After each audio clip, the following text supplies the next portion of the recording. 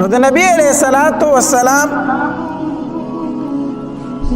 د مازیګر مونږ په مسجد نبوي کې وکړو او 10,000 صحابه کرام د ځان سره مرګري کړو او زه چې زو مکه مکرمه باندې حمله کو د نبی علیہ الصلوۃ والسلام په بیبیانو کې د نبی علیہ الصلوۃ والسلام سره دوه بیبیانې ملګری وي ام سلمہ رضی الله تعالی عنها او میمونه رضی الله تعالی عنها دا دوه بیبیانې د نبی علیہ الصلوۃ والسلام سره په دې سفر کې وي چې کله نبی علیہ الصلوۃ والسلام مقام جحفی ته ورسید ذوالحلیفہ نو الته سره حضرت عباس رضی الله تعالی عنه میلو شو چې د خپل کور سامان په سارو باندې بار کړی دی او خپل بچی ور سرم دی او کور والا ور سرم ده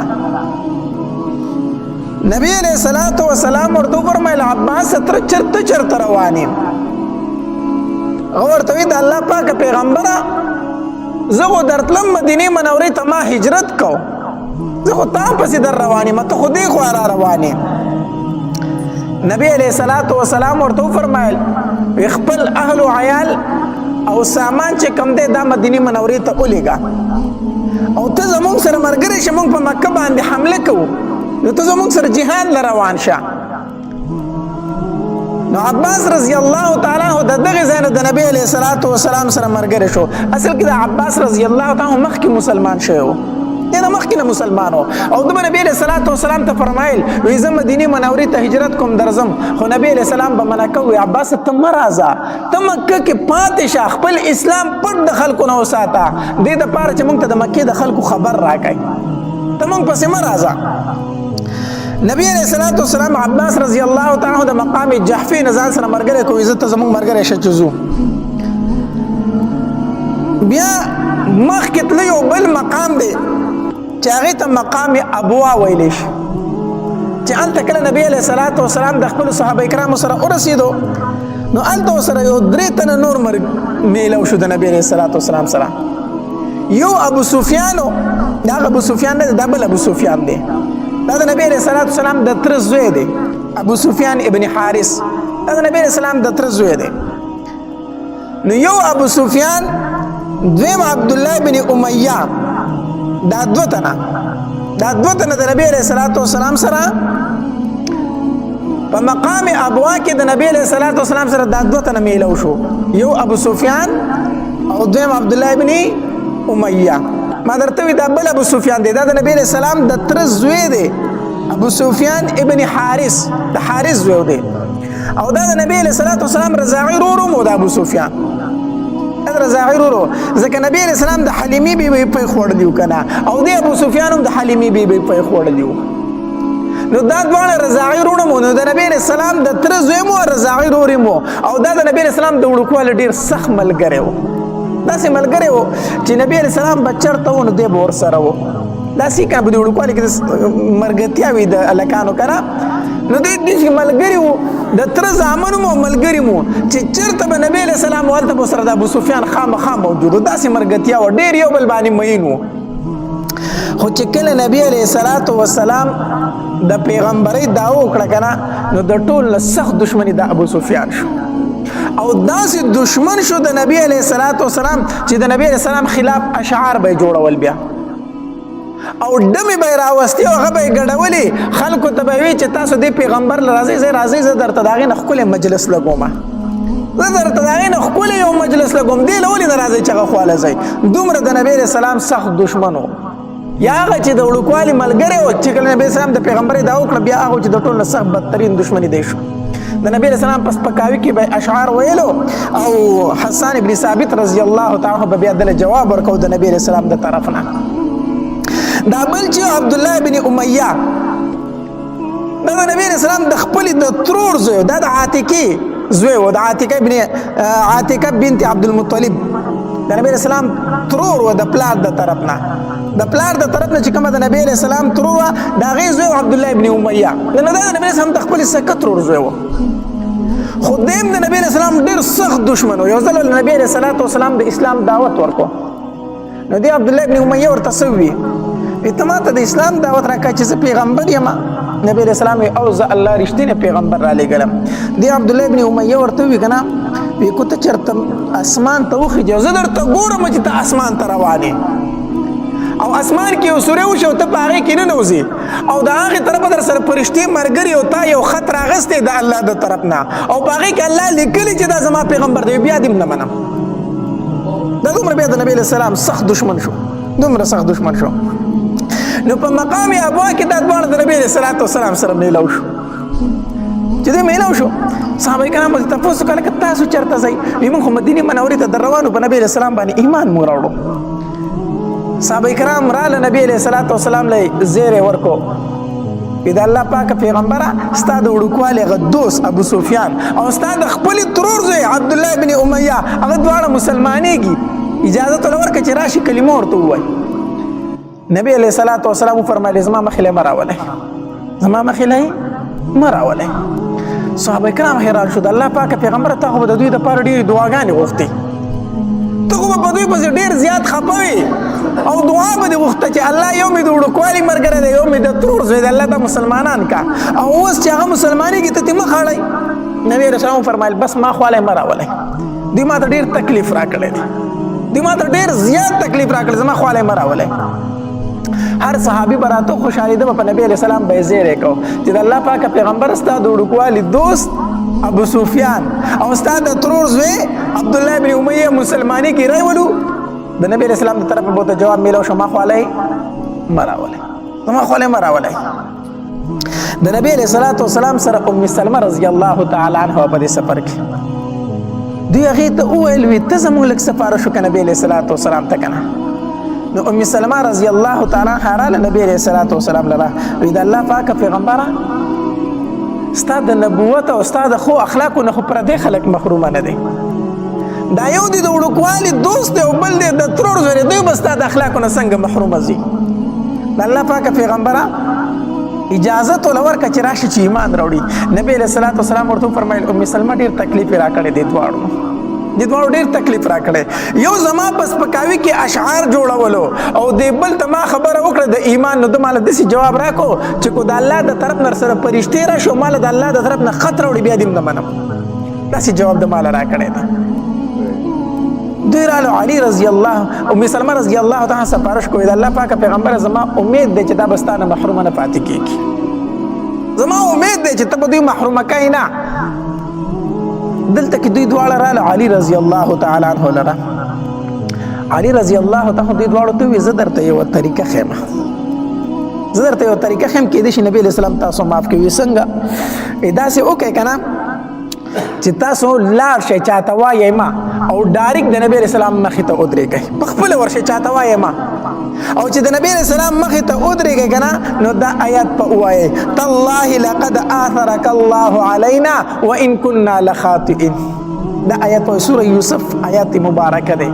چې کله د یوسف علیه السلام ورونه راله یوسف علیه السلام ته ودرېدل او ویې پېژندل چې دا خو زموږ ورور دی او موږ کوی ته ورته کړی و او الله د هغه نه څه جوړ کړی دی بادشاه او پیغمبر یې جوړ کړی دی د ملک بادشاه دی اوس موږ خو کوی ته ورته کړی و.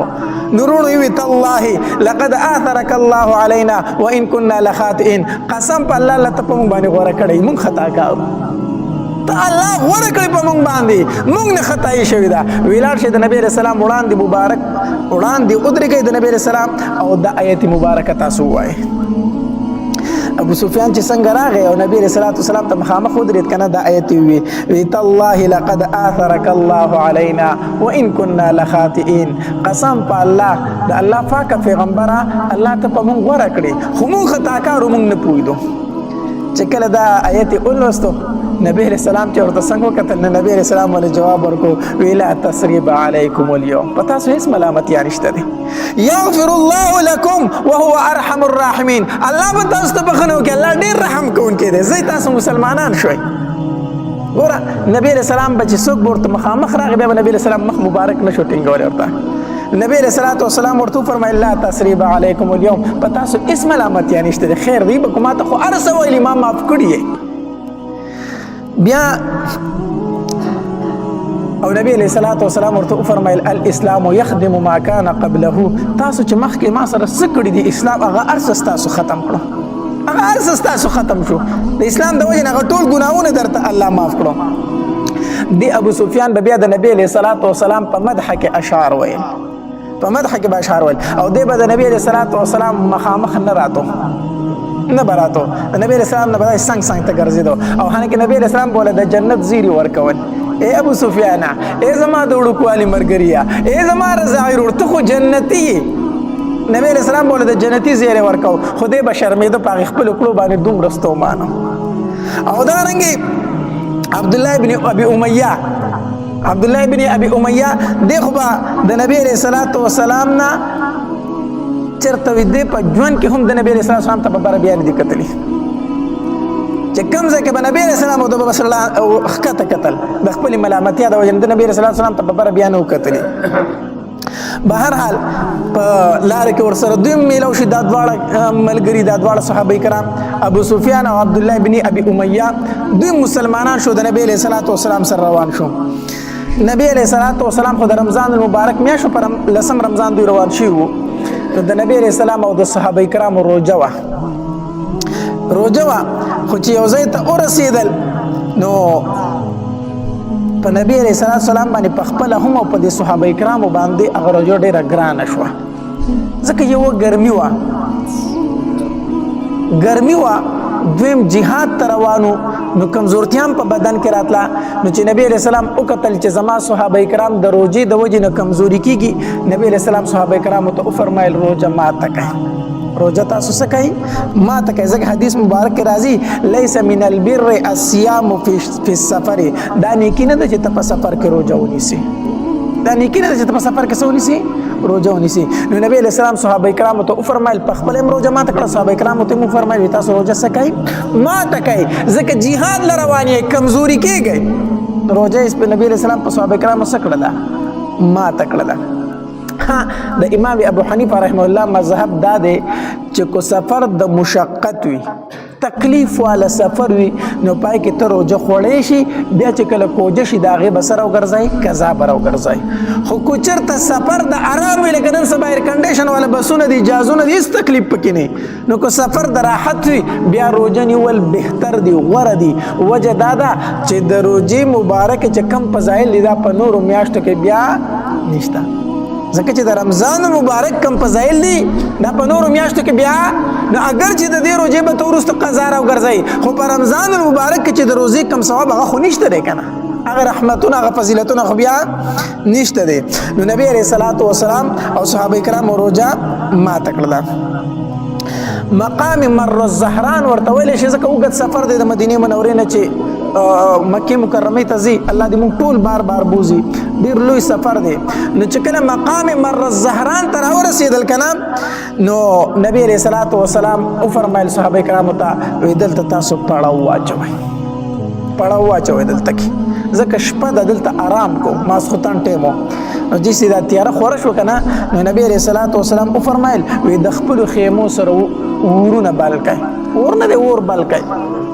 دا د عربو عادتو چې کوم ځای کې به یې پړاو اچو که نه نو هلته کې به یې د خپلو خیمو سره اور بل کو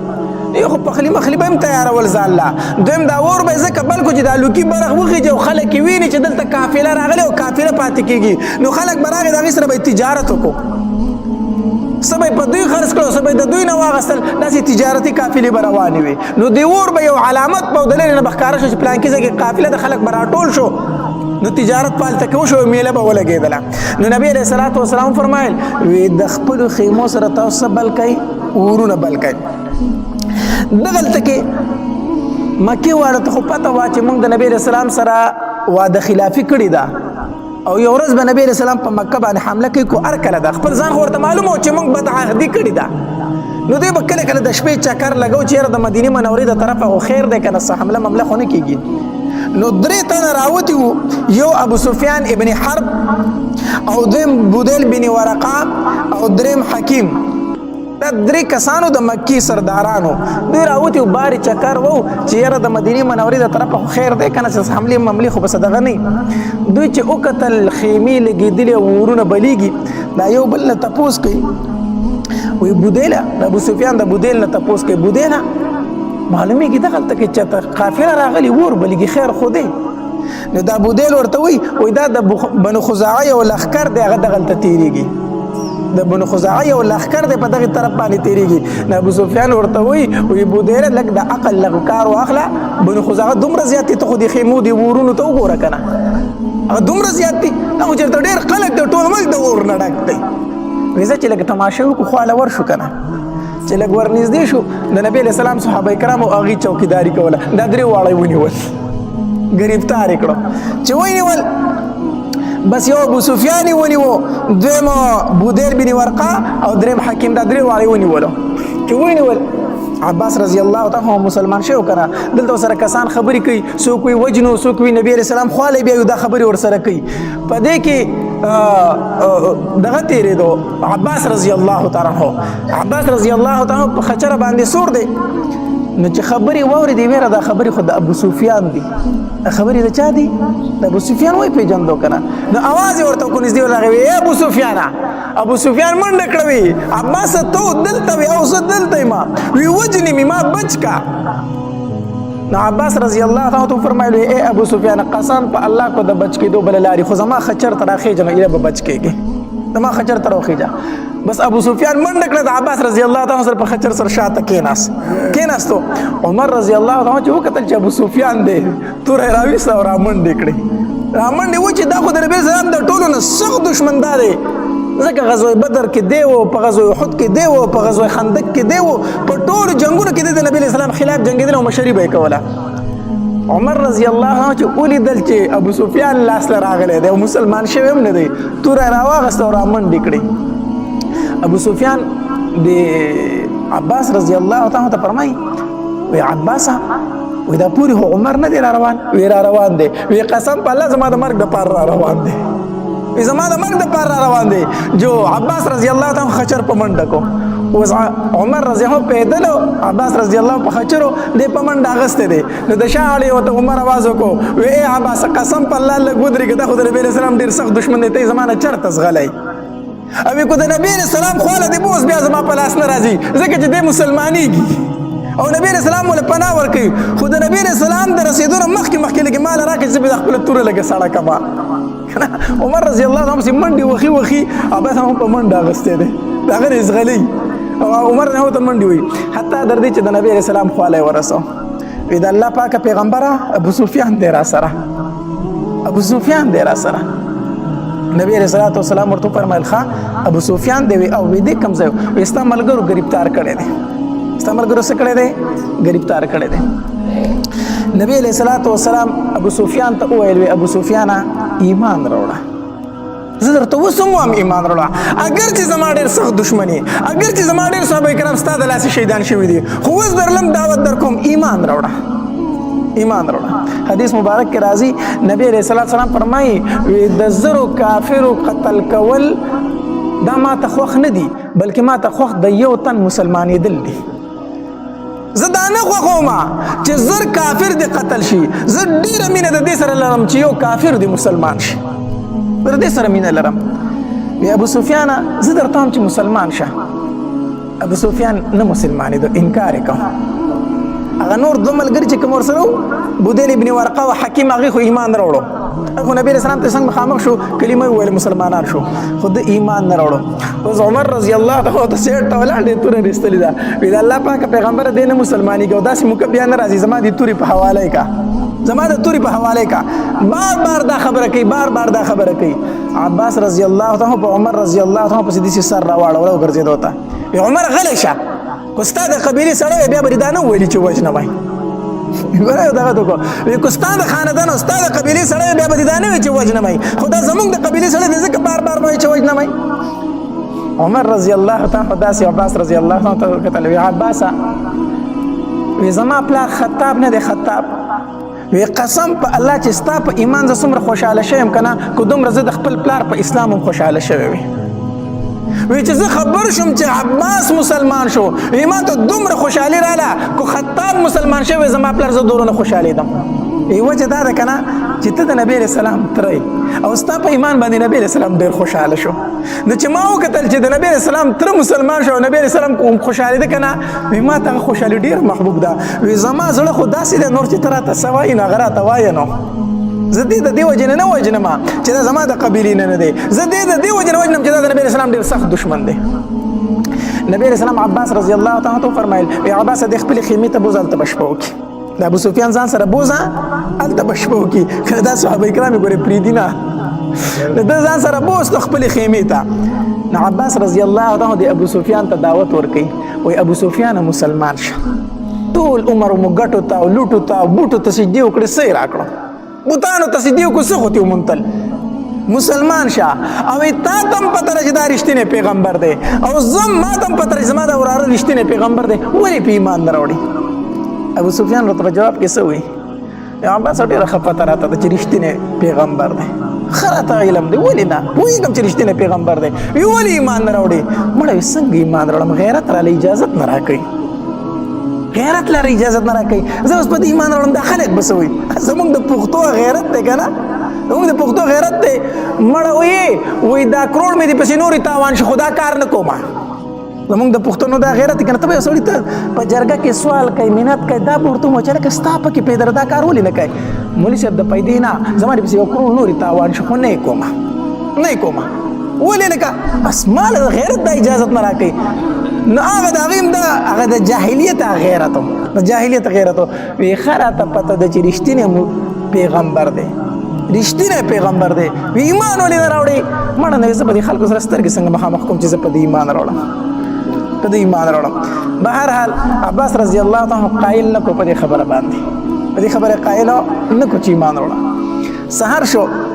بیا ورسره عباس رضی الله تعالی ملګری دی وی راځه نبي علیه السلام خواله ځو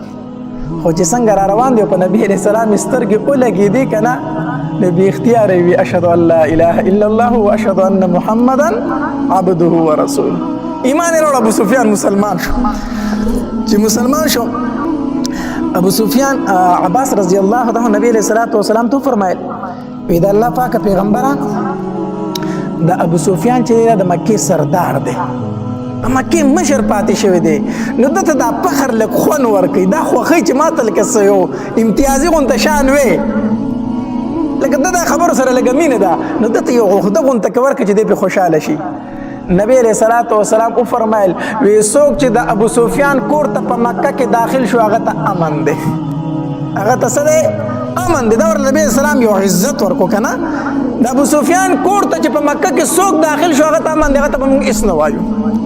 ابو سفیان ورته وایي د الله پاکه پیغمبر زما کور خو دومره دی نه چې ټول خلک پکې داخل شي خو لږ کسان به داخل شي او نور به چېرته ځي نو نبی علیه السلام وفرمایل وی څوک چې حرم ته داخل شو هغه ته هم امن دی هغه ته به موږ څه نه وایو د الله پاکه پیغمبر حرم خو هم دومره غټ نه دی ټولې مکې خلک خو پکې نه راځي ته بس خلک داخل شي نو بیا دا نورو نبی علیه السلام وفرمایل وی چا چې په ځان پسې د خپل کور ور بند کړو هغه ته هم امن دی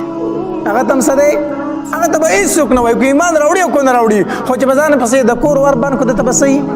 امن وي ابو سفیان اوس خبره لږ ټیک شو چې خلک د بازار پسې د ورونه بند کړي که نه که ایمان راوړي او که نه راوړي ورونه دې بند شي امن به ورته څه شي حاصل شي بهرحال نبی علیه الصلاة والسلام بیا نبی علیه السلام عباس رضی الله تعالی عنہ فرمایل وی د ابو سفیان یو غونډکۍ ته وخېجوه چې دا ټول صحابه کرام یې ویني چې څوک ورته څه ونه وایي ځکه چې هر سړی وي د قبیلې د مکې سردار ابو سفیان دی خو هر سړی د په مرګ پسې ګرځي نو دې غونډکۍ ته یې وخېجوه چې دا ټول مجاهدین یې ویني چې څوک ورته څه ونه وایي چې پته ورته ولګي دا مسلمان شوی دی وی ټیک شو راځه نو ابو سفیان ځان سره داسې یو غونډۍ ته وخېجو عباس رضی الله تعالی سره ودرېدو نو داسې قافلې را روانې دي یوه قافله را روانه ده د مجاهدینو د صحابه کرامو او د یو امیر د هغه جنډه نیولې ده نو دارنګې د مهاجرینو قافله راله د شی بند کوي ما په خیال اواز کوي اواز کوي ښه د مهاجرینو قافله راله او د هغې نه مشر چې کوم مخې ته امیر روانو هغه حضرت زبیر رضی الله تعالی عنه هغه جنډه نیولې ده او شاته پسې مهاجر صحابه کرام روان دي. بل قافله د مجاهدینو داسې راله او مخکې د یو امیر روان دی سعد بن عباده رضی الله تعالی عنه. دا قافله د انصار وه، انصار د مدینه منورې چې کوم صحابه کرامو دي مجاهدینو قافله را روانه وه، مخې ته د یو تن روان دی جنډه یې نیولې ده سعد بن عباده رضی الله تعالی عنه. خو چې دا سعد بن عباده رضی الله عنه د ابو سفیان په خوا تېرېده که نه او دوی ته یې داسې وکتل، هغه ته خو پته وه چې دې سړي زموږ پیغمبر ته ډېر تکلیفونه ورکړي دي، نو په ډېر جذبه کې راغی نو چغې وویله وی الیوم یوم الملحمه، نن به د جنګ ورځ ده، د جنګ موږ به نن غوښې پرې کوو. الیوم یوم الملحمه، نن د جنګ ورځ ده، ته به ګورې چې موږ نن څنګه جنګ کوو. ابو سفیان ویرېدو، وی دا څوک دي؟ عباس رضی الله عنه تاسو کو وی دا انصار دي کنه، وی دا خو ډیر غصه دي، دا خو ډیر غصه دي. پدې کې قتل چې بل ډله را روانه ده، په هغه کې هغه کسان روان دي چې ټول اسلحې اچولي بس داسې را روان دي. نو ابو سفیان داسې ویریدو، د عباس رضی الله عنه تاسو کو عباس تاسو را روان دي، وی دا انصار او مهاجر شریک را روان دي، نو دا خو ډیر لوی قافله نه ده، دا خو ډیر خلک نه دي. پدې کې نبی علیہ السلام هم را روان دي، په دې قافله کې نبی علیہ السلام هم را روان دی. نو چې نبی علیہ السلام داسې تېرېده که نه نو د ابو سفیان ورته آواز وکړو، وی ای محمد صلی الله علیه وسلم، وی تا د خپلو صحابه کرامو ته حکم ورکړی دی چې خپل خاندانونه پې قتل کړي، د مکې خلک ټول قتل کړي. نبی علیہ السلام فرمایل نه، ما خدا حکم نه دی ورکړی چاته چې تاسو مکې خلک قتل کړئ. نو دا ما ته سعد بن عباده څه ووي؟ وی څه یې وي؟ وی هغه وایي چې الیوم یوم الملحمه، نن خو د جنګ ورځ ده. نبی علیہ الصلوۃ والسلام فرمایل وی د سعد بن عباده نه جنډه واخلئ، د سعد بن عباده نه جنډه واخلئ، خیر بل چاله مو ورکوي، داغه قیس چې کمزوی دی غلې ورکوي، داغه زوی له دا جنډه ورکوي، خو دغه نه جنډه واخلئ، داغه زوی له جنډه ورکړه. نو چې کله ابو سفیان د فتح مکې په ورځ باندې چې ابو سفیان کله مسلمان شو، نو د نبی علیہ الصلوۃ والسلام نه مخکې مکې ته ځان را ورسو. مکې ته راغی او په مکه مکرمه کې مسجد حرام ته داخل شو. هلته یو اواز وکړو، وی ای د مکې خلکو، نبی علیہ الصلوۃ والسلام په مکه مکرمه باندې حمله کوونکی دی، مکې ته را روان دی، خو مقابله ګوره هیڅ څوک ونه کوي، دغه مقابله څوک نشي کولی. څوک چې بیت الله شریف ته راغی هغه په امن کې دی، څوک چې زما کور ته داخل شو زه مسلمان شیم هغه هم په امن کې دی، او چا چې په ځان پسې د کور دروازه بند کړه دیم په امن کې دی. نبی علیہ السلام دته څه نه وایي، خو د نبی علیہ السلام مقابله ګورې مه کوئ، د نبی علیہ السلام مقابله نشئ کولی. کو چا مقابله د نبی علیہ السلام په دې ورځ وکړه ځان به هلاک. ابو سفیان دا اعلان وکړ، بیا راغی خپلې ښځې لره، د ده د ښځې نه هنده نوم و، هغه هنده چې کوم د حمزه رضی الله تعالی عنه په زړه باندې چکونه لګولي وو، هغه هنده د ده ښځه و د ابو سفیان. دی راغی وی هندي مسلمانه شه، په دې کې ستا کامیابي ده، او که مسلمانه نه شوې نو ګوره بچ کېده دې نشته دی. دا بهر ته ووته، زما په دې خاوند باندې څه چل شوی، دا دې کمې خبرې کوي، دا ده څه د لیونتوب خبرې شروع کړي دي. هغه ورته بس ما چې درته څه ووینو هغه مې درته وویلو. نبی علیہ الصلوۃ والسلام چې مکې ته څنګه داخلېدو نو د څلورو واړو د طرف نه کسان را داخل کړو، د یو طرف نه په خپله راغی او د دریو طرفونو نه داسې لښکرې مقرر کړي وي چې تاسو به د پلانکي طرف نه راشئ، پلانکي طرف نه. خالد بن ولید رضی الله تعالی سره هم لښکر و، ده ته وی ته به مکې ته د لاندې طرفه را داخل شي، او هغې طرف نه یره وه د جنګ، ځکه خالد بن ولید رضی الله تعالی ته وویل وی ته به د دغې طرف نه راشي.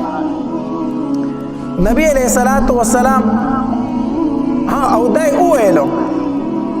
صحابه کرامو ته وفرمایل وی هیڅ چا ته به څه نه وایې، هیڅ چا سره به جنګ نه کوئ، خو که چېرته یو سړی په تاسو باندې حمله کوي او ستاسو سره جنګ کوي بیا به یې مقابله کوئ. دا ورته وویل. نبی علیہ الصلوۃ والسلام چې مکې ته داخلېږي انتهایی په عاجزۍ سره دی خوشحالم دی خو انتهایی په عاجزۍ سره ځکه هغه خبرې ټولې زړه ته راځي که نه هغه ټولې خبرې په فکر کې راتلې چې ما سره په دې مکه کې دوی څه نه دي کړي زه په کومه طریقه د دې مکې نه ایستلی ما زما لورګانو ته طلاقونه دوی ورکړي دي زما لورګانې زخمي کړي دي بلال یې په سرو شګو سملولی دی هغه ټولې خبرې ورته یادې دي او نن هغې مکې ته په غلبه باندې را روان دی حدیث مبارک کې راځي وایي نبی علیه السلام سر داسې ټیټ کړی دی چې مکې ته را دننه کېږي او دومره په عاجزۍ سره یې سر ښکته نیولی دی وایي د نبي علیه السلام د ګیرې مبارک ویښته چې دي که نه د اوښ د کجاوې سره به لګېدل د اوښ د کجاوې سره د نبي اسلام د ګیرې مبارک د ویښته لګېدل داسې سر ټیټ نیولی ډېر په عاجزۍ سره مکې ته را داخل شو او څنګه چې را داخل شو په خوږ اواز سره په تیز اواز سره د دې آیاتونو تلاوت شروع کو انا فتحنا لك فتحا مبینا او د سوره نصر تلاوت شروع کو اذا جاء نصر الله والفتح ورأيت الناس يدخلون في دين الله افواجا دا سوره په تیز تیز اواز باندې وایي نبی علیہ الصلوۃ والسلام مکې ته را داخل شو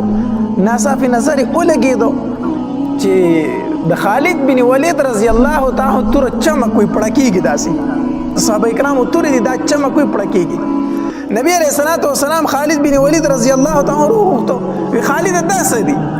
ته ما د جنگ نه منع کړي تا خو جنگ شروع کړي تور دي پړکیږي هدا الله پاک پیغمبر ډیر صبر مې وته کو ډیر صبر مې وته کو ما په حمله نه کړي دوی په ما باندې حمله وکړه زه یې نه پرېښودم نو چې په ما حمله وکړه تا راته ولي چې بیا به جوابي کاروایي کوي جو ما پې هم شروع کړه نو د مسلمانانو نه صرف 2 کسان شهیدان شو او د کفارو نه 12 کسان مردار شو نور وتښتېدل اسی معمولی غونته کې جګړه پکې رااله فتح مکې پر باندې نور داس جنگ نه دی شوی د خالد بن ولید رضی الله تعالی په لښکر باندې داسې د لوفران غونته هلکانو دوی راویځه شوي وو په ده باندې حمله وکړه چې حمله وکړه چې ده پې شروع وکړه بیا به وتښتېدل 12 کسان ترې مردار شو صرف 2 صحابه کرام ترې نه شهیدان شو د مسلمانانو نه نبی علیه الصلاة والسلام راغی او چې څنګه راغی نو د ام هانی کور ته لاړو ډایرک نبی علیه السلام د ام هانی کور ته داخل شو او چې د هغې کور ته داخل شو نو 8 رکعاته مونځ یې وکړو د چاش ټیم نبی علیه السلام 8 رکعاته مونځ وکړو ام هانی ورته ویل دا د نبی علیه السلام د ترو لور او د علي رضی الله تعالی عنه خور وه د ام هانی ورته وویلو وی د الله پاکه پیغمبره زما د خاوند 2 رشته دار دغه مسلمانان شي زما کور ته راغلي دي زما سره پناه غستې ده او زما غرور نه دی علي اپس تور رستلې دي چې زه وجنم ابي زما سره پناه غستې علي وجني زما ورور نه پریدي نبی عليه الصلاه والسلام فرمایل وی څوک چې د ام هانی کور ته داخل شو هغه په امن باندې دی علي دوی ته سمو وایا دوی ته ام هانی پناه ورکړې ده دوی ته سمو وایا نو نبی عليه الصلاه والسلام بیا حرم ته داخل شو او د خانه کعبه طواف وکړو او د خانه کعبې نه چې کم غیر چاپیره 380 بوتان پراته د نبی علیه الصلاة والسلام په لاس مبارک کې داسې یوه لخته وه او حدیث مبارک کې راځي وایي یو بوت ته به یې داسې نیوه او دا آیت به وي جاء الحق وذهق الباطل ان الباطل كان ذهوقا دا آیت به وي او یو بوت ته به یې لخته داسې مخامخ کوله او څنګه چې به ورته لخته مخامخ کړه بوت په نسکور را پرېوتو دا ټول بوتان زمکې ته 380 بوتان زمکې ته را پرېوتل نبي رسول الله لرې کړی د دې ځای نه چې کله طواف یې وکړو بیا نبي علیه الصلاة والسلام عثمان ابن طلحه رضی الله تعالی عنه راوغوښتو عثمان ابن طلحه رضی الله تعالی عنه هغه صحابي دی چې د ده سره به د بیت الله شریف چابیانې وي دغه ټیم کې لا مسلمان شوی نه نو بیا نبي علیه الصلاة والسلام عثمان ابن طلحه راوغوښتو او عثمان بن طلحه ته وی مال د خانه کعبه چابیانې راکړه چابیانې ته واغستې او نبی علیه الصلاة والسلام چې څنګه د خانه کعبې دروازه کوله وکړه نو دننه پکې تصویران لګېدلي وو خانه کعبه کې دننه د کافرو تصویران لګولي نبی علیه الصلاة والسلام فرمایل وی د خانه کعبې نه دننه دا تصویران لرې کوي او د زمزم په اوبو وینځئ د زمزم په اوبو باندې وینځئ نو خانه کعبې نه تصویران لرې کړه شو د زمزم په اوبو باندې وینځلې شوه نبی علیه الصلاة والسلام خانه کعبې ته داخل شو او مونځ پکې دننه وکړو او چې دننه پکې مونځ وکړو د الله اکبر چغې ورله په هر ګوټ کې ووالي خانه کعبې په ګوټونو باندې وګرځېدو الله اکبر الله اکبر دا چغې ووالي او دوه صحابه کرامو سره هم دننه شو بیت الله شریف ته بلال رضی الله تعالی عنہ او اسامه رضی الله تعالی عنہ دا دوه صحابه کرامو سره خانه کعبې ته دننه شو چې کله نبی علیه الصلاۃ والسلام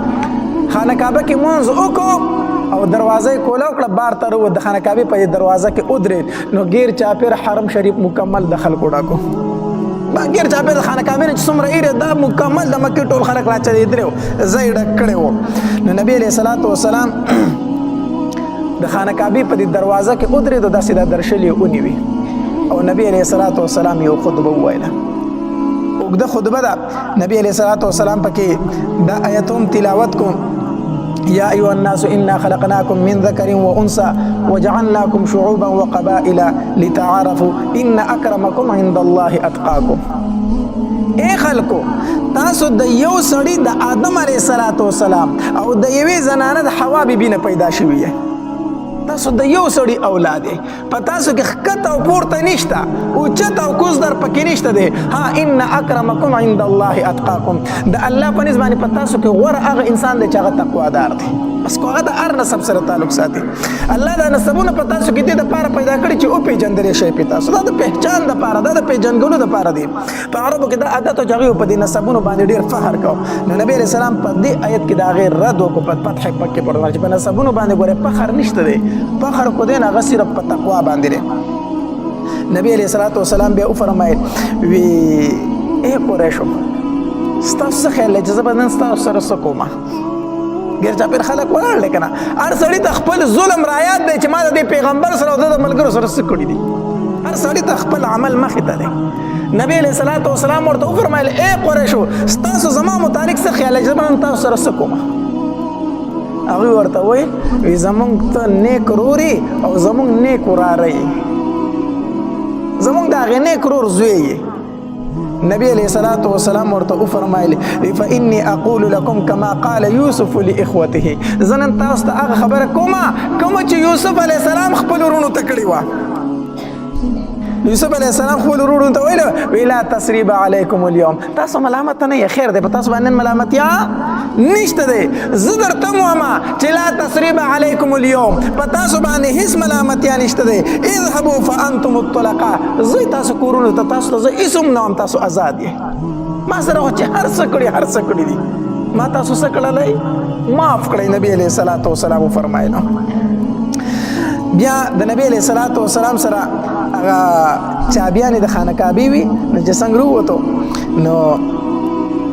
د خانه کعبې په دې صحن کې دغلته کې حرم کې کېناستو چې کېناست د نبی علیہ السلام چابیانې په لاس کې داسې په لاس کې اړولې راړولې علي رضی الله تعالی عنہ پاسېدو وی د الله پاک پیغمبر دا کونجیانې مونږ له راکړه خانه کعبې د چابیانې مونږ له راکړه ځکه چې د حاجیانو باندې د زمزم کولو اوبو زمونږ ذمهواري ده نو د خانه کعبې د چابیانې مونږ له راکړه چې دا هم زمونږ ذمهواري شي دا مونږ ته حواله کړه نبی علیہ الصلوۃ والسلام اسونه ویلو د الله د طرف نه آیت نازل شو ان الله یأمرکم ان تؤدوا الامانات الى اهلها امانت په خپل اهل ته واپس کوئ د الله پاک پیغمبره دا چابي چې تا د چانغست دا ستاسو سره امانت ته دا هغه چاته واپس کړي چې چا نه دی اغست دا نبی علیہ الصلوۃ والسلام فرمایي عثمان ابن طلحه شو مال وروړی هغه وروغتو چې راغی وی هم دا چابيانی دی والا د خانه کعبه دا چابيانی والا او دا ستا سره نه دا به تر قیامت پورې ستا سره استاد اولاد او استاد خاندان سره وي او نبی علیہ الصلوۃ والسلام ورته فرمایي وی دا زنه در کوم دا الله درکړي دا زنه در کوم دا چا درکړي الله تبارک وتعالى درکړي الله آیت نازل کو چې ان الله یامرکم ان تؤدوا الامانات الى اهلها به دا چا بیان واخلا بیا نبی علیہ الصلوۃ والسلام حرم شریف کې ناشته د ماسپخین ټیم شو چې کله د ماسپخین ټیم شو د بانګونو اذانونو ټیم شو د ماسپخین د اذانونو ټیم شو نبی علیہ الصلوۃ والسلام بلال څه شو مالا بلال لګو ګورای خلک ورته بلال دا دی بلال روغتو وی بلال د خانه کعبه چت ته اوخه جو د ماسپخین اذان پیوکا ماسپخین اذان پیوکا د خانه کعبه چت ته اوخه جا بلال رضی الله تعالی عنہ د خانه کعبه چت ته اوخه او د ماسپخین اذان پیوکا اذان وکړو بیا چې د بلال رضی الله تعالی عنہ یو ځل چا تپوس وکړو بلال په مدینه منوره کې خو یقینا ته د نبی علیه السلام مؤذن یې ته دلته اذان کوي ټیک شو خو د فتح مکې په ورځ باندې ستا په وهم ګمان کې دا و چې نبی علیه السلام به ماته و چې په بیت الله کې هم ته اذان وکړه بلال رضی الله تعالی عنہ فرمایي دا زما په وهم او ګمان کې هم نه وه دا زما په سوچ کې هم نه وه چې نبی علیه الصلاة والسلام به ماته و چې د فتح مکې په ورځ باندې د ماسپښین بانګ ته ووایه اذان ته وکړه د ماسپښین وجه دا وه ما وی چې دلته کې ډېر لوی لوی سرداران ناست دي ابو بکر هم ناست دی عمر هم ناست دی عثمان هم ناست دی علی هم ناست دی رضی الله تعالی عنهم اجمعین نور لوی لوی سرداران د مکې ناست دي بلال خو په مکه کې د غلامۍ ژوند تیر کړی دی هغه دلته کې یو غلام پاتې شوی دی بلال ته نبی علیه السلام څه ووایي چې راشه بلال ته اذان وکړئ زما خو په سوچ کې هم دا نه وه خو د نبی علیه الصلاة والسلام دا انصاف و چې بلال زما د مسجد نبوي مؤذن دی نو بلال به زما په بیت الله کې هم اذان کوي نو چې کله بلال رضی الله تعالی عنہ د ماسپښین اذان کو کنه نو غیر چاپیره الکان هم ولاړو نو یو څو الکانو نو چې بلال رضی الله تعالی عنہ به اذان کو نو هغوی پیښې کولې د اذان نو په هغې کې یو هلک ابو محظوره نو چې کله بلال رضی الله تعالی عنہ به اذان کو کنه نو د به هم په تیزه باندې دا بلال رضی الله سره د پیښې به یې کولې لکه څنګه دا واړه چیږي دغه شان پیښې د بلال رضی الله تعالی عنہ کولې دم اذان کو نو چې اذان ختم شو نبی علیه السلام ماله دا واړه ونیسئ زما خواله یې راولئ نو دوی ونیول صحابه کرامو نو نبی علیه الصلاة والسلام له یې راوستو نو دوی داسې رپېدل ابو محظوره وي ما خو وي چې اوس به راباندې سزا اورئ خو چې کومه سزا به نبی علیه السلام راکړي کومه سزا به راکړي که نه نو ما ته نبی علیه السلام زما اواز پکې لږ خوږ غونته ما ته نبی علیه الصلاة والسلام وایي چې شابه دا وختي چې د کوم الفاظ ویل بیا ووایه ما نه شو ویلی وایي چې شابه ووایه وختي چې د کوم الفاظ ویل هغه ووایه ما اذان شروع کو چې الله اکبر کنه ما ته وایي چې تیز وایه زه خو یېرېدم په کلاره مې وي ما ته وایي چې تیز وایه ما په تیزه شروع کو چې الله اکبر اشهد ان لا اله الا الله اشهد ان لا اله الا الله اشهد ان محمد رسول الله اشهد ان محمد رسول الله وی دا اذان مې شروع کو چې اذان مې شروع کو وی نبی علیه الصلاة والسلام راله داسې په دې سینه باندې لاس راوکاږو په دې سر باندې راله لاس راوکاږو وی چې لاس یې راوکاږو ما ته چې د الله پاک پیغمبره اشهد ان محمد رسول الله خو ما ووی چې دا د الله رسول دی د الله پاک پیغمبر زه مسلمان یم دغه شان مسلمان شوم په دغه وخت کې د 14 کاله عمر بیا مې نبی علیه الصلاة والسلام ته وفرمایل چې د الله پاک پیغمبره د دې بیت الله شریف مؤذن ما نه جوړوي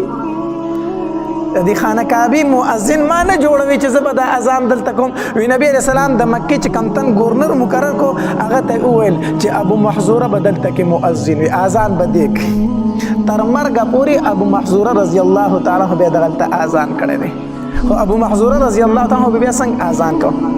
اخ شان اذان به کو چې کوم نبی علیه الصلاة والسلام ته کړی و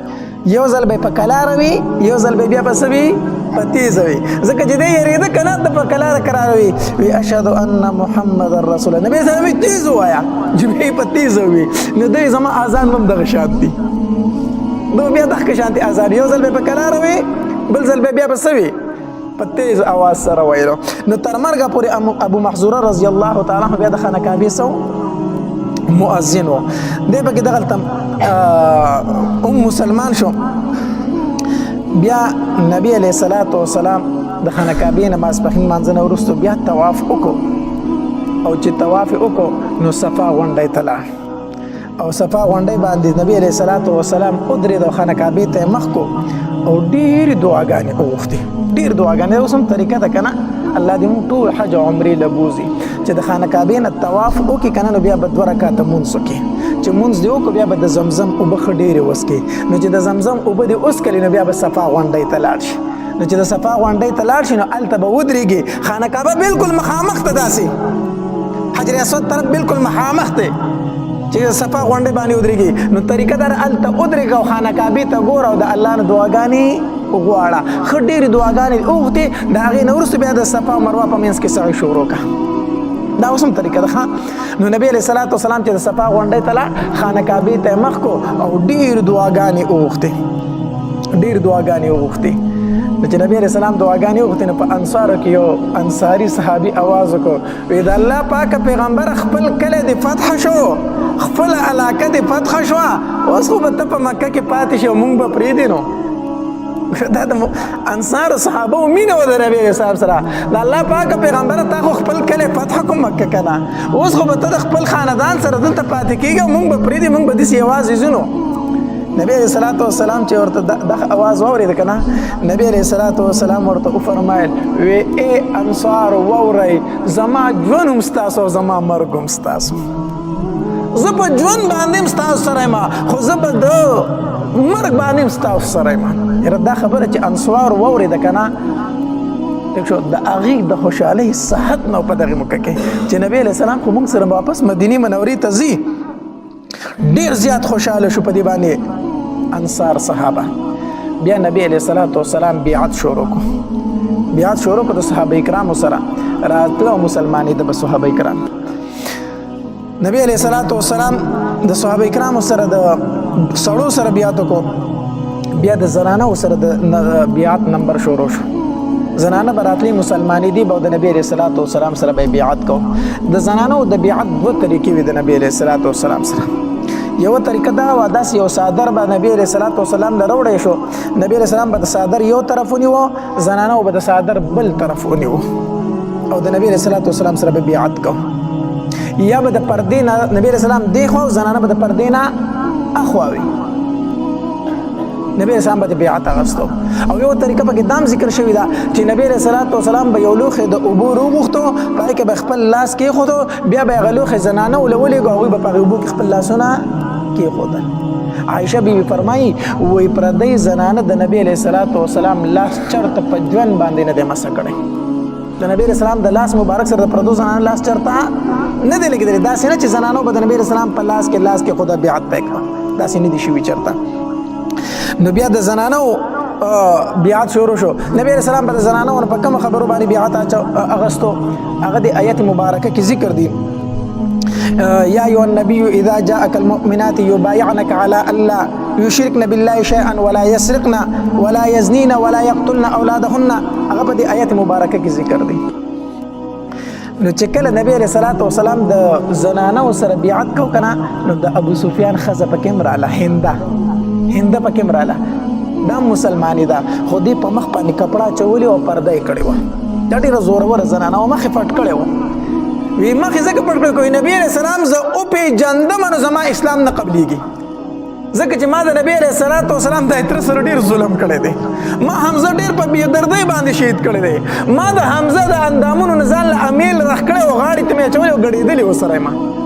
نو کو نبی علیہ الصلوۃ والسلام ته پته ولګېده چې دا هنده د نبی زما اسلام نه قبلې نبی علیہ السلام نو مخې پټ کړی و نو نبی علیہ الصلوۃ والسلام د زنانو نه بیعت اغستو نو اول ورته نبی علیہ الصلوۃ والسلام دا خبر وکړه دا الله تبارک وتعالى سره به شریک نه جوړوي د الله تبارک وتعالى سره به شریکو په زنانو کې دا شرک لږ زیاتی د الله تبارک وتعالى سره به شریکو نه جوړوي هندي داغه طرف نه आवाज وکړو وی د الله پاک پیغمبر ټول عمر مو ګټو لټو ته سجده وکړي سې راکړلو څه شي له شرک کو نه کو نن نه بعدو ټول عمر خو زرونه ټیټ کړی دي نو سې راکړي سیندي راکړي نه کو نن نه بعد نبی رسول الله حیران شو چې ډیره تیز زنانه ده بیا ورته نبی صلی الله علیه وسلم او فرمایلو وی خپل اولاد به نه قتلوي خپل اولاد به نه قتلوي مونږ نه قتلو خو مونږ واړه را لوی کړه تار له په جنگونو کې شهید او وجلوي نبی رسول الله حیران شو دا څنګه زنانه ده نبی صلی الله علیه وسلم ورته فرمایلی خپل اولاد به نه قتلوي مونږ خو نه قتلو مونږ واړه را لوی کړه په جنگ بدر کې را لته مړ کړلو نبی رسول الله بیا ورته غوونه کو بیا ورته نبی صلی الله علیه وسلم فرمایل وی زنا به نه کوي زنا به نه کوي وی د الله پاک پیغمبر چرته شریف خزي زنا کوي دې شرط لګول ته به ضرورت نشته دی دې ته به ضرورت پاک دامن خزه او شریف خزه هم چرته زنا کوي چې ته موږ زنا به نه کوو موږ زناونه نه کوو نبی رسول الله حیران دي چې دا څنګه زوره ور زنانه راغلي زه ورته خبره کوم ما ته جواب هم راکړي بیا ورته نبی علیہ الصلوۃ والسلام فرمایل بهتان باندې لګوي او دا ټیک خبره ده چې بهتان ډیره غلطه خبره ده هندي ورته وي دا ډیره خپل اصلاحي خبره وکړه بهتان ډیر غلطه خبره ده، بهتان به چرته موږ په یو بل نه لګو. بیا ورته نبی علیه الصلاة والسلام فرمایل اغلا به نه کوئ، اغلا به نه کوئ. نو هندي ورته دای طرف نه آواز وکړو وی زما خاوند ابو سفیان لږ شوم دی ماله پیسې نه راکوي، نو که زه په پټه د هغه د پیسو نه لږ ځان له رالم نو د دې اجازت پوي شوم دی ماله خرچې له پیسې نه راکوي، خو که زه د هغه د پیسو نه به قدر ضرورت رالم نو ماته به اجازت وي. نبی علیہ الصلوۃ والسلام پوه شو چې هغې وي زما خاوند ابو سفیان او نبی علیہ السلام پوه شو چې دا هنده ده، دې خو مخ پټ کړی و که نه، خو چې دا خبره د خولې نه ووته وي زما خاوند ابو سفیان لږ شوم دی ماله پیسې نه راکوي، نبی علیہ السلام وپېژني ته هندی، ته هندی؟ یو د الله پاکه پیغمبره زه هندی ما، خو ځان مې ځکه پټ کړی و ما ته پته ده که تا زه وپېژندم بیا ته زما اسلام نه قبلوي، ما ستا د تره سره ډېر ظلم کړی دی. نبی علیہ الصلوۃ والسلام ورته وفرمایل الاسلام یخدم ما کان قبله، اسلام مخکې ټول ګناهونه معاف کړي، خیر دی چې زما د تره سره ډېر ظلم کړی خو اوس مسلمان یې، اوس صحیح مسلمان یې. بیا ورته نبی علیہ الصلوۃ والسلام وفرمایل او بقدر ضرورت دې نه ځان له راغستی شي، د خاوند د پیسو نه بقدر ضرورت ډېر به دې نه رالې او ځان له د ضرورت مطابق سامان راغستی شي. الله. بیا نبی علیہ الصلوۃ والسلام مکی ښکته حرم ته راکوز شو، دویمه خطبه یې وویله چې کله نبی علیہ الصلوۃ والسلام دویمه خطبه وویله په دې کې یو صحابي پاڅېدو وی د الله پاکه پیغمبره موږ مدینې منورې ته تللي وو او دې د مکې مشرکینو زموږ په کورونو قبضې اچولي دي، نو مال خو زما کور پکار دی، مال زما کور پکار دی، هغه د ابو سفیان وي خرڅ کړی په چا باندې، نو مال هغه کور پکار دی. نبی علیہ الصلوۃ والسلام ورته په غوږ کې داسې خبره وکړه چې څه خبره دې وکړه دی غلی کېناست هېڅ یې ونه وي. بیا یې مطالبه ونه کړه، بیا یې ترې چا تپوس وکړو وي تا ته نبي علیہ السلام په غوږ کې څه ووي؟ ما ته نبی علیہ الصلوۃ والسلام په غوږ کې دا وفرمایل که نه چې غلی شه خو دا دې پرېښود الله به د دې په بدل کې تاله په جنت کې کور درکړي، خو دا کور دې پرېښود الله به درله په جنت کې څه درکړي؟ کور. ما نبی علیہ الصلوۃ والسلام ته وفرمایل الله پاکه پیغمبر دا مې پرېښی دی خو ماله په جنت کې کور، ماله په جنت کې کورو. بس چې څومره مهاجر صحابه کرام هغوی دا خبره واورېده وی د الله پاکه پیغمبره موږ خپل کورونه دوی ته پرېښي دي، خیر دی که دوی خرڅ کړي دي، کو قبضې پې اچولي، موږ ورته څه کړي دي؟ پرېښي دي. صحابه کرامو پرېښودل. بیا نبی علیہ الصلوۃ والسلام عامه معافي وکړه وی تاسو ټول معاف یې، خو یو څو کسانو چې د هغې متعلق نبی علیہ الصلوۃ والسلام وفرمایل وی دا خو چې کوم ځای وموندل دا قتل کړئ، یو څو کسان داسې دوی ته معافي په فتح مکې ورځ باندې نه وه. نبی علیہ الصلوۃ والسلام وفرمایل وی دوی خو چې کوم ځای کې وموندل دوی قتل کړئ. په هغې کې یو د ابو جهل زوی عکرمه رضی الله تعالی عنه هم موجود و، عکرمه دې موجود دی. ګوره پلار خو ابو جهل د نبی علیہ السلام ډېر سخت دشمن، خو دا زوی هم د نبی علیہ السلام ډېر سخت دشمن و، ده به هم د نبی علیہ السلام ډېر سپکاوی کو. نو نبی علیہ السلام یو څو تن ښودلي وو وی که دا خو کوم ځای ولیدل دا قتل کړه، په هغې کې یو څوک عکرمه اکرمه. نو چې اکرمه دا خبره واورېده چې زما د مرګ حکم نبی علیہ الصلوۃ والسلام کړی دی، دی د مکې نه وتښتېد، د مکې نه وتښتېد او لاړ مدین ته، هلته کې ناړو. دلته کې ښځه چې کومه وه د اکرمه رضی الله تعالی ام حکیم، دا نبی علیہ الصلوۃ والسلام له راله مسلمانه شوه، ښځه مسلمانه شوه. چې مسلمانه شوه وی د الله پاکه پیغمبره زه د اکرمه ښځه یم، زما خاوند د قتل حکم تا کړی دی، کو زه هغه ته پناه ورکړم زه پناه ورکولی شم؟ نبی علیہ الصلوۃ والسلام ورته وفرمایل ای ام حکیم چې ته خپل خاوند ته پناه ورکوې بس زما د طرفه ورته هم پناه ده. نبی علیہ السلام اخلاقو ته ګوره که نه، تا ورته پناه ورکړه زما د طرفه ورته هم پناه ده. د ام حکیم روانه شو په خپل خاوند پسې مدین ته.